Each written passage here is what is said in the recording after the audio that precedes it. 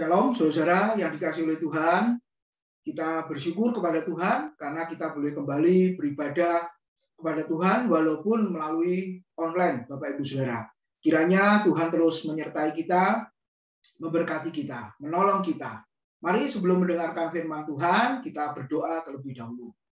Tuhan, kami menyerahkan pemberitaan firman-Mu ke dalam tangan Tuhan. Kau mempersiapkan setiap hati, pikiran, hidup dari jemaat yang akan mendengarkan, mempelajari dan merenungkan kebenaran firman Tuhan. Roh Kudus boleh menolong kami, baik hamba-Mu maupun yang mendengar dimanapun jemaat-Mu berada. Terima kasih ya Tuhan, dalam nama Tuhan Yesus kami sambut firman Tuhan. Amin.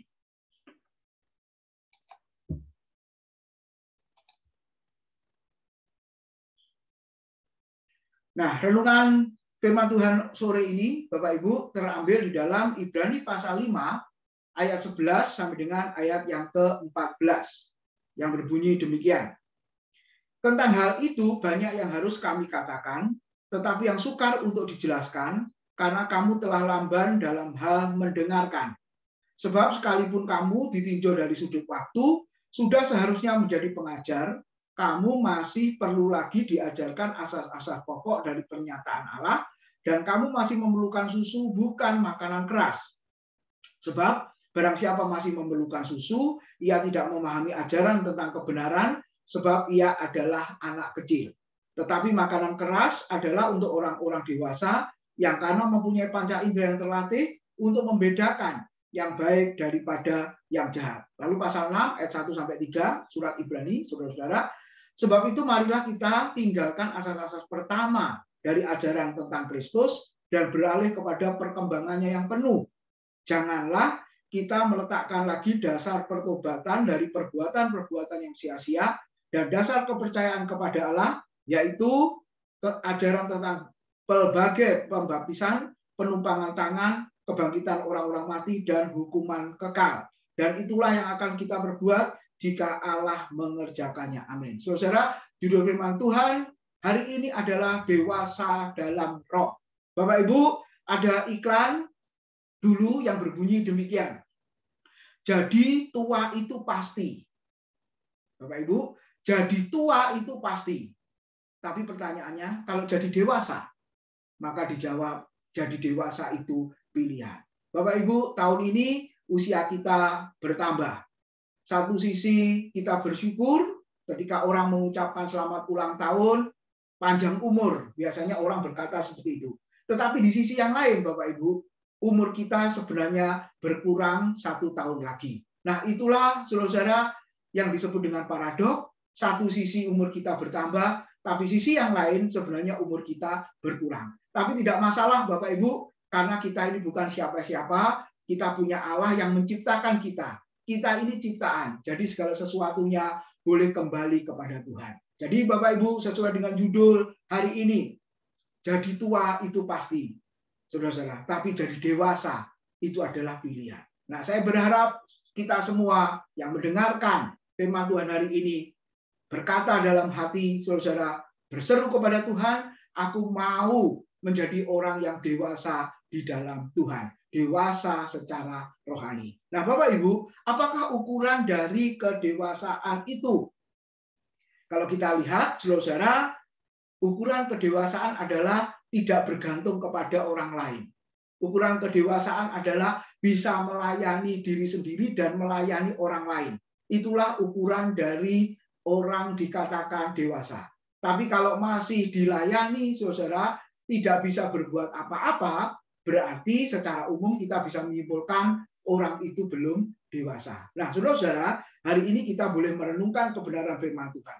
Kalau begitu, apakah bisa seseorang itu dewasa secara rohani? Apakah ukurannya? Ternyata di 2 Petrus pasal 3 ayat yang ke-18, saudara, disitulah disebutkan tentang kedewasaan rohani atau kedewasaan iman.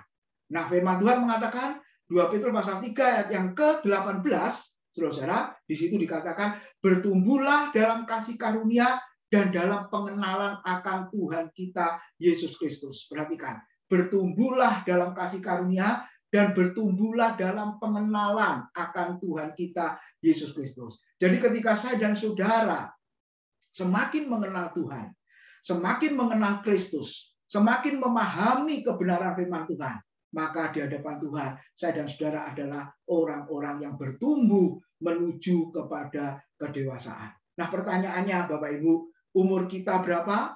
Sudah berapa lama menjadi orang Kristen? Nah, apakah kita semakin mengenal Tuhan, semakin memahami firman-Nya, Bapak Ibu Saudara? Atau sebaliknya?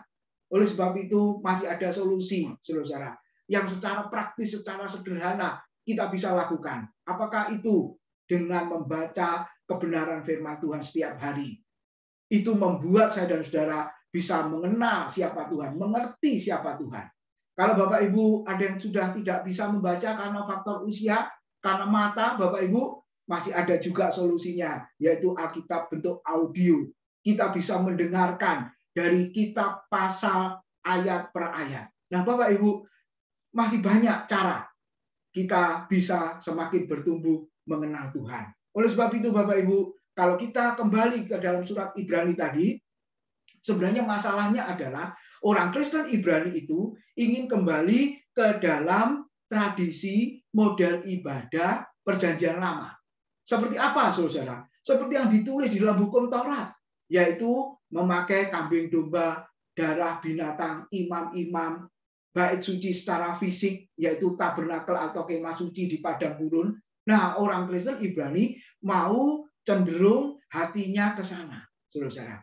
Dan kalau itu dilakukan, maka Ibrani pasal 6 ayat 6 mengatakan, namun yang murtad lagi tidak mungkin dibaharui sekali lagi hingga mereka bertobat, karena mereka telah menyalibkan anak Allah yang kedua kalinya dan menghina pengorbanannya di muka umum. Saudara-saudara, kalau Kristus sudah datang ke dalam dunia, menggenapi yang namanya ceremonial law, hukum-hukum keagamaan itu. Lalu kalau orang Kristen itu yang sudah mengenal Kristus, saudara, yang sudah menyadari bahwa Kristus mati bagi hidupnya, lalu kembali praktek ke dalam model ibadah perjanjian lama, maka di mata Tuhan orang itu adalah murtad, Bapak Ibu. Kenapa? Seolah-olah pengorbanan Kristus belum cukup, pengorbanan Kristus belum sempurna.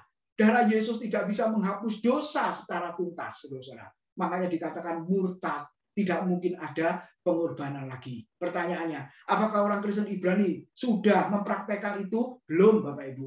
Tetapi hatinya condong ke sana, saudara. Makanya penulis surat Ibrani menulis bagian ini dengan tegas, saudara. Jangan kembali ke sana. Kalau kembali ke sana adalah murtad. Kalau kembali ke dalam perjanjian lama, itu seperti seorang anak kecil. Kapan bertumbuhnya? Kapan dewasanya? Ingat, di dalam surat Galatia, hukum Taurat itu sebagai wali. Hukum Taurat itu sebagai penuntun sampai Kristus datang, saudara. Kalau Kristus sudah datang, maka dikatakan bukan hamba lagi, tapi kita semua menjadi anak-anak Tuhan. Nah, Bapak Ibu, kalau boleh jujur dikatakan, berarti masa perjanjian lama, masa hukum atau upacara keagamaan, itu surat Galatia menggambarkan seperti orang Kristen yang masih anak-anak. Makanya saudara-saudara, firman Tuhan tadi mengatakan dewasa di dalam roh, dikatakan apa? Di dalam pasal 5 surat Ibrani ayat yang ke-12, dilihat dari sudut waktu. Jadi yang pertama, saudara-saudara, kedewasaan itu diukur, dilihat dari waktu, saudara. Penulis surat Ibrani mengatakan dilihat dari sudut waktu, kamu seharusnya sudah menjadi pengajar. Apa artinya, saudara-saudara? Sudah lama menjadi orang Kristen, harusnya bisa mengajar orang lain, saudara-saudara, menyampaikan kebenaran firman Tuhan kepada orang lain, tapi kenyataannya orang Kristen Ibrani tidak sanggup. Makanya penulis surat Ibrani tadi mengatakan, susulah yang kuberikan kepadamu, bukan makanan keras. Karena makanan keras hanya untuk orang-orang yang sudah dewasa. Saudara-saudara, inilah yang kita renungkan hari-hari ini. Kita sudah berapa lama menjadi orang Kristen, saudara? Pertanyaannya, apakah kita sudah menjadi dewasa? Dari segi waktu, sudah lama menjadi orang Kristen. Mungkin di atas 10 tahun, ada yang 20 tahun, 30 tahun, seumur hidup, Bapak Ibu. Karena lahir dari keluarga Kristen, otomatis Kristen.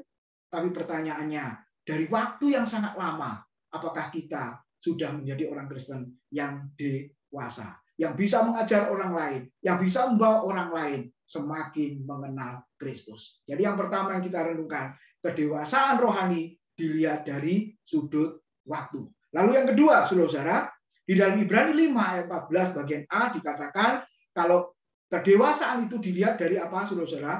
Makanan yang dikonsumsi. Apakah itu? Di situ dikatakan kalau orang sudah dewasa, maka orang itu bisa menikmati makanan keras. Apakah yang dimaksud makanan keras di sini, saudara? Firman Tuhan menggambarkan ada bayi rohani, ada dewasa rohani. Kalau 1 Petrus pasal 2 ayat 2 dikatakan apa, saudara? Susulah yang kuberikan kepadamu.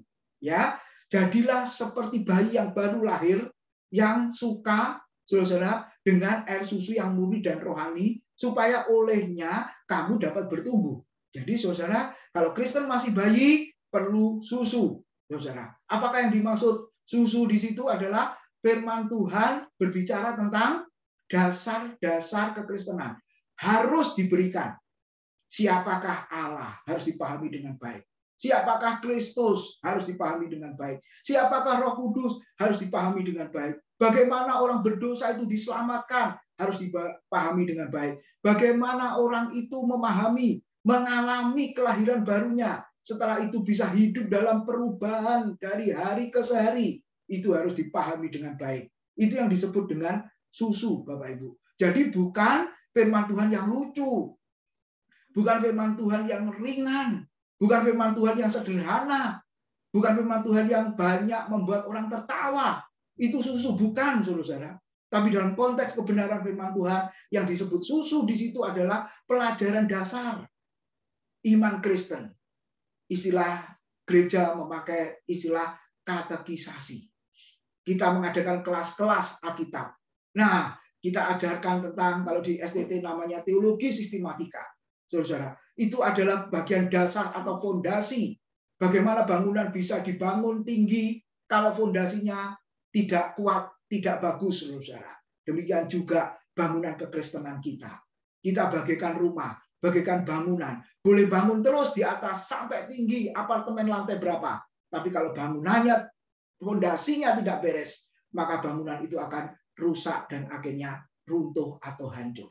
Bapak Ibu Saudara, yang kedua kita harus memahami dari makanan ringan yaitu susu, saudara, pelajaran dasar, kemudian beralih menikmati makanan keras. Apakah itu, saudara? Firman Tuhan yang memerlukan perenungan, pemikiran, saudara. Kita berusaha menggali sangat dalam kebenaran firman Tuhan supaya kita bisa menemukan butiran-butiran, mutiara-mutiara kebenaran firman Tuhan yang Tuhan singkapkan kepada kita.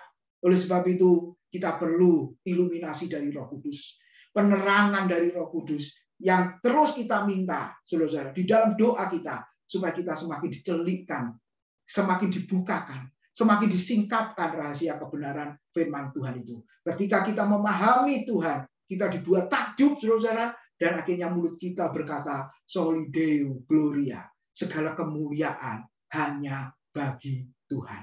Jadi yang kedua, kedewasaan dilihat dari menikmati makanan keras apa tidak. Lalu yang ketiga, saudara, Ibrani 5 ayat 14 bagian B tadi dikatakan, kedewasaan dilihat dari apa? Ketika orang itu memiliki panca indera yang terlatih. Apa maksudnya, saudara? Memiliki panca indera yang terlatih. Artinya adalah memiliki kepekaan. Apa artinya memiliki kepekaan rohani di sini? Saya beri contoh, saudara, soal Musa. Ketika dia naik ke atas Gunung Sinai, mendapatkan firman Tuhan, saudara, 40 hari di sana, nanti baca di kitab Keluaran, Bapak Ibu Saudara, maka di bawah orang Israel dikatakan apa, saudara? Keluaran 32-33. Mereka menyembah patung lembu emas.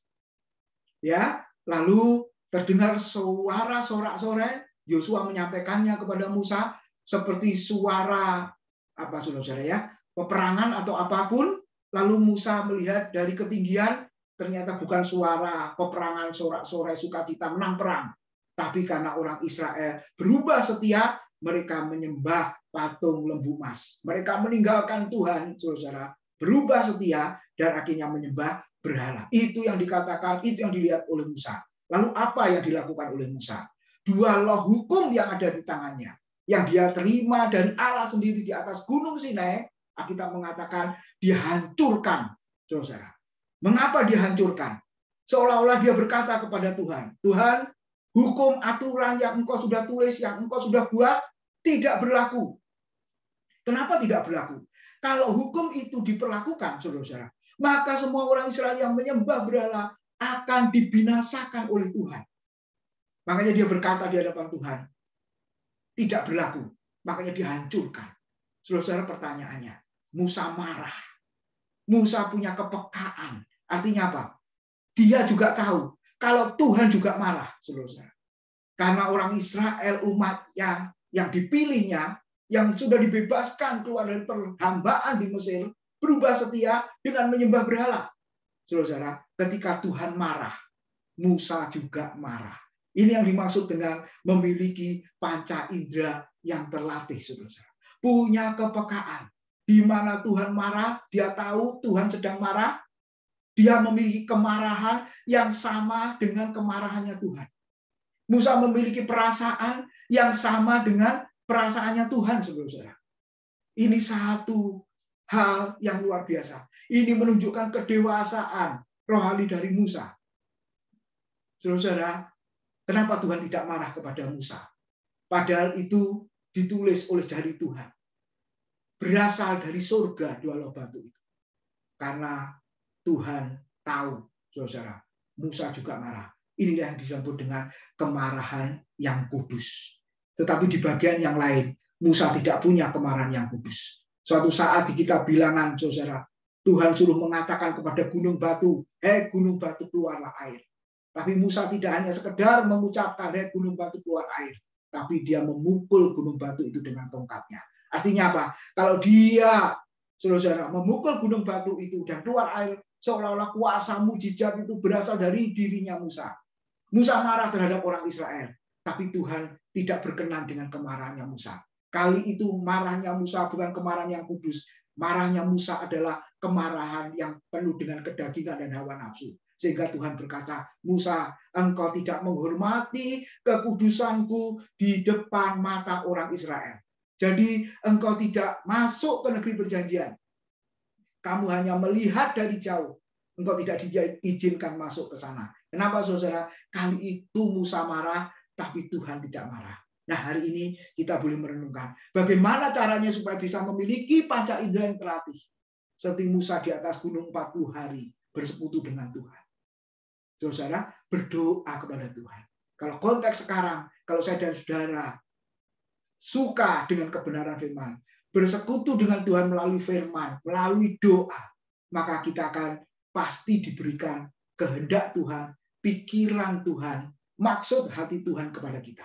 Jadi ketika pikiran kita dipenuhi dengan pikiran Tuhan, hidup kita dipenuhi dengan firman Tuhan, maka perbuatan kita akan sesuai dengan kebenaran firman Tuhan. Perbuatan kita pasti sesuai dengan kehendak Tuhan. Itulah yang dimaksud dengan memiliki panca indera yang terlatih.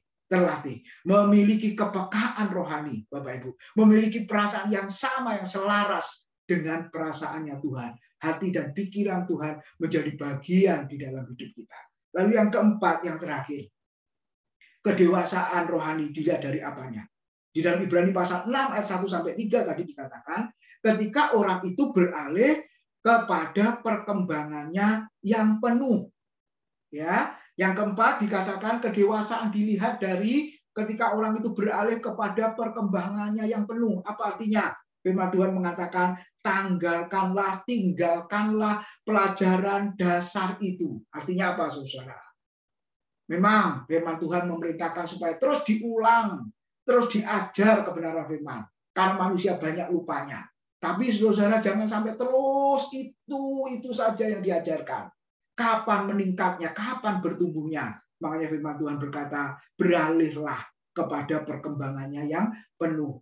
Kebenaran firman, topik, tema firman, di mana Alkitab sudah diberikan kepada kita, dituliskan kepada kita secara menyeluruh, secara komprehensif, saudara harus diajarkan, saudara. Walaupun secara umum jemaat berkata, ini hal yang sulit, Pak. Hanya bisa dimengerti oleh mahasiswa sekolah tinggi teologi. hanya bisa dimengerti oleh hamba Tuhan. Oh tidak, saudara. Karena Alkitab itu bukan hanya untuk hamba Tuhan. Alkitab itu adalah untuk semua orang Kristen. Jadi kita bersama-sama belajar. Baik yang memberitakan firman maupun yang mendengarkan firman. Kita sama-sama belajar kebenaran firman. Terus sampai kita diubahkan, diperbaiki, saudara, dibentuk oleh Tuhan. Sampai akhirnya serupa dengan Kristus. Jadi Bapak Ibu, saya ingat satu ayat terakhir di dalam 1 Korintus 13 ayat yang ke-11. Yang berbunyi demikian, ketika aku kanak-kanak, aku berkata-kata seperti kanak-kanak. Aku merasa seperti kanak-kanak. Aku berpikir seperti kanak-kanak. Perhatikan, sekarang sesudah aku menjadi dewasa, aku meninggalkan sifat kanak-kanak itu. Bapak Ibu, kita renungkan hidup kita. Kalau masih kanak-kanak, dikatakan berkata-kata seperti kanak-kanak. Merasakan sesuatu seperti kanak-kanak. Berpikir seperti kanak-kanak. Tetapi sesudah aku menjadi dewasa, aku meninggalkan sifat kanak-kanak itu. Jadi saudara-saudara, biarlah firman Tuhan hari ini mengingatkan setiap kita, mengoreksi hidup kita. Kalau kita sudah lama menjadi orang Kristen, biarlah kita bertumbuh menuju kedewasaan dan bisa dilihat oleh banyak orang. Dalam hal apa? Bukan melayani diri sendiri, bukan minta dilayani terus, tetapi sebaliknya kita melayani Tuhan dan melayani orang lain. Kiranya Tuhan memberkati Bapak Ibu Saudara, firman Tuhan menjadi bagian yang indah dalam hidup kita. Mari kita berdoa. Terima kasih buat kebenaran firman-Mu yang sudah kami dengarkan, ya Tuhan. Kiranya Engkau mengingatkan setiap kami. Kami perlu terus makanan keras supaya membuat kami bertumbuh di dalam iman, bertumbuh menuju kedewasaan untuk semakin mengenal Tuhan. Memberkati jemaat-Mu, saudara-saudara kami yang kekasih dimanapun mereka berada, yang sudah mendengarkan firman Tuhan ini. Biarlah firman Tuhan yang diberitakan hari ini boleh menguatkan, boleh menolong, menghibur, dan teristimewa menumbuhkan iman rohani mereka. Terima kasih ya Tuhan. Dalam nama Tuhan Yesus, kami sudah berdoa dan mengucap syukur. Haleluya. Amin. Tuhan memberkati.